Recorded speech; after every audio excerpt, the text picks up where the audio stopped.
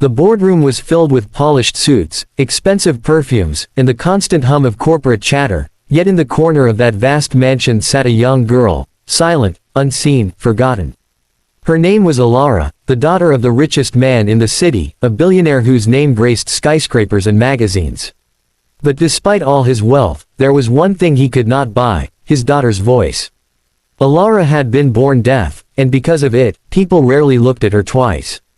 She was the quiet shadow in the corner of every glittering party, the child left out of conversations, the one others whispered about instead of speaking to. Her father, though he loved her, was a man consumed by business. He tried to shower her with diamonds, dresses, and toys that sparkled more than the stars outside her window. But none of it filled the silence of her world.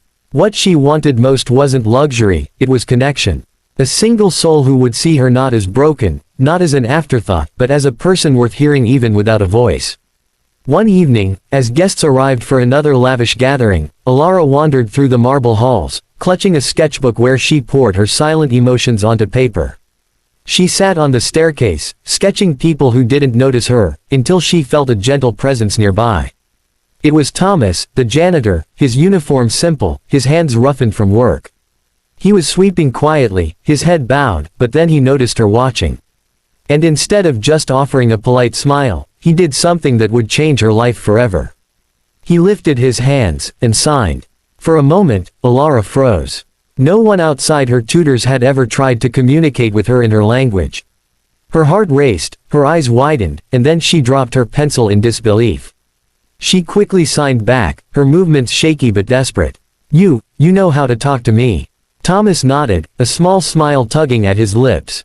"Yes. My sister was deaf. She taught me when I was young." Tears blurred her vision as laughter and conversation roared from the ballroom behind her. For the first time in her life, someone had bridged the silence. Someone cared enough to see her. That night, she and Thomas sat on the grand staircase, their hands moving rapidly, sharing stories, fears, dreams. She told him about her loneliness, how people treated her like invisible glass. He told her about his past, the hardships of growing up with nothing, and how his sister had given him strength. Over the weeks that followed, Thomas became more than a janitor to Alara. He became her friend, her confidant, her safe place. Every day after his shift, he would find her in the garden or library, and they would talk until the moon was high. He encouraged her to believe that her silence was not weakness but power. That her heart could speak louder than any words. But when her father discovered their friendship, the storm came.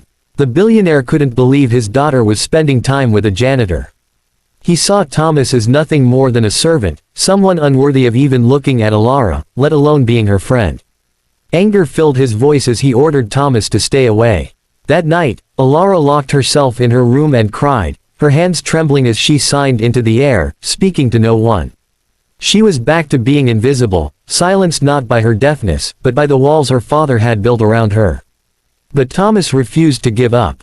The next day, when the mansion hosted another glittering party, he entered the ballroom, not with a broom, but with courage.